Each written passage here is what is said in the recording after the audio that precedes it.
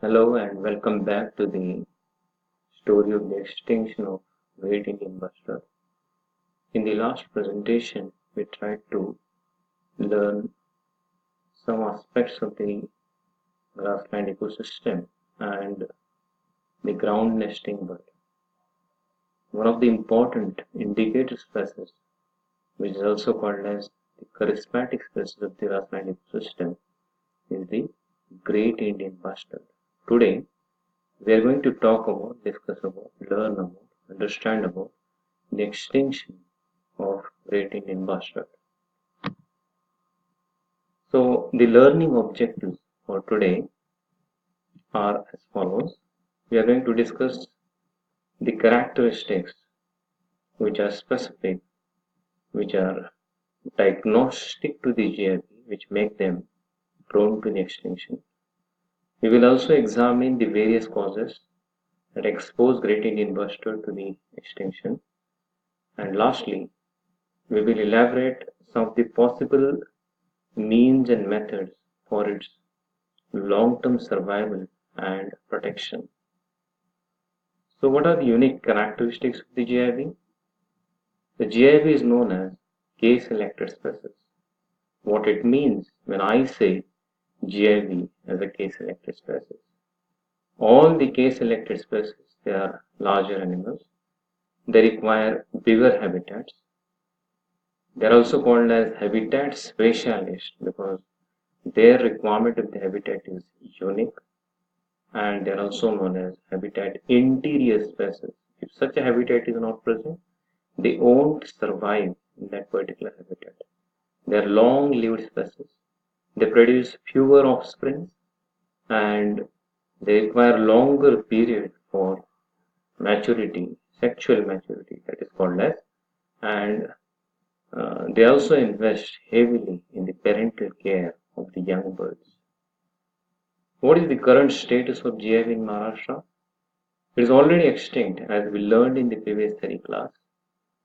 This particular GIV species, the bird species which is found in India, especially in Maharashtra also, it is locally extinct in Maharashtra at Karmala and Redkuri. The number of the GIV at Nanda Sanctuary as of today in 2019 it is 0. This means this is the third local extinction of this species from the Maharashtra. This raises a very serious question: what factors may have contributed to the extinction of this huge bird from the face of the earth? If we look at the map which is shown on the left side of the slide, in 1980s in the Maharashtra, the population of the great Indian bustard was 45, and as of 2019, that is, the population has declined to the 0. Can anybody have any guess of the probable reasons that have caused the extinction of this species? Now let us learn some of the reasons that have caused the extinction of this species. Number one is fragmentation of the grassland ecosystem. The loss of habitat occurs due to fragmentation of landscape, urbanization, industrialization, pollution which is caused because of the human being, that is also called as anthropogenic pollution, and the loss of the metapopulation dynamics and social structure. We have noted a very important finding the first time in the Great Indian Bustard. A parasite has been documented that is called as Koyanotania species belonging to the cystode group. This particular species of the cystode, it may hamper the immune system of Great Indian Bustard. So diseases are one of the reasons that may impact the GIV population. Chemicals, excessive use of the chemicals also causes many problems to the great Indian bustards. We have noted a morphological deformity for the first time in the great Indian bustard in the world, and that deformity has been noted in the upper mandible of the great Indian bustard.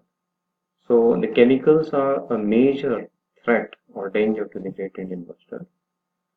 Feral organisms. Ferals are nothing but domesticated animals such as dogs and cats, and the number of these animals has increased with the increase in the agriculture, and as we started to stay in the farm recently with the changes in the agricultural system, the dogs and cats, as well as the number of the fox and wild boar, it has also increased. All these animals, they are the major threats to the Great Indian Bustard.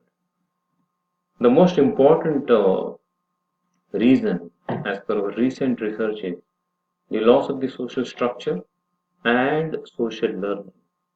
What it means when I say loss of social structure and social learning, like we also, all the wild animals, including the Great Indian Bustard, the young birds, they learn from the adults.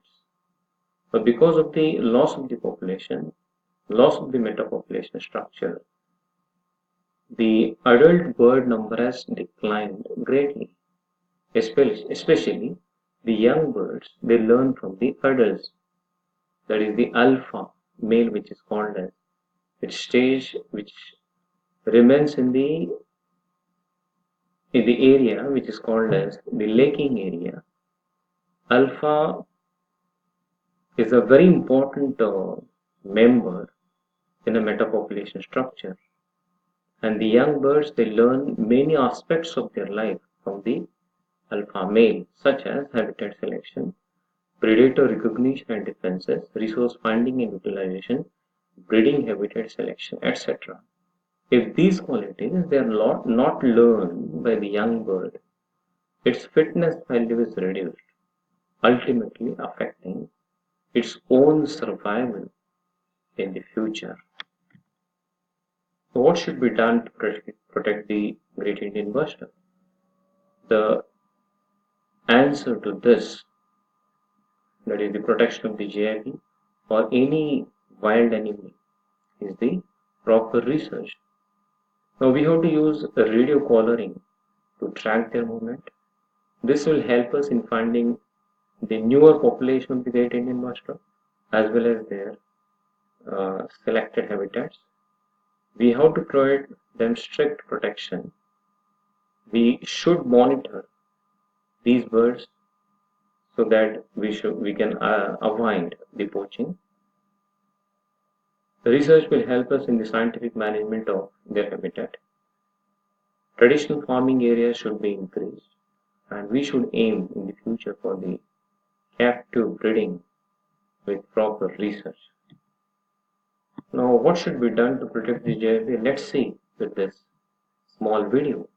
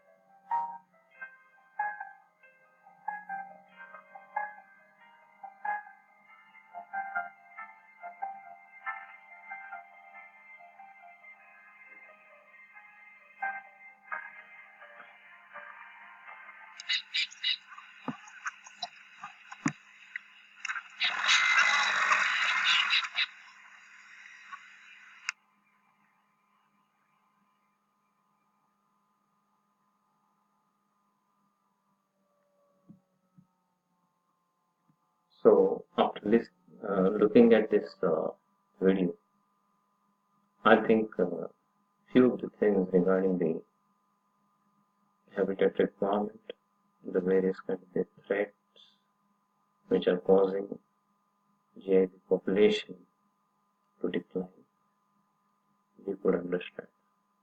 Let us see what are the learning outcomes. We could see the status and the various threats to GIB. And we also discussed about the various migration threats of the great Indian bustard that make this species prone to extinction.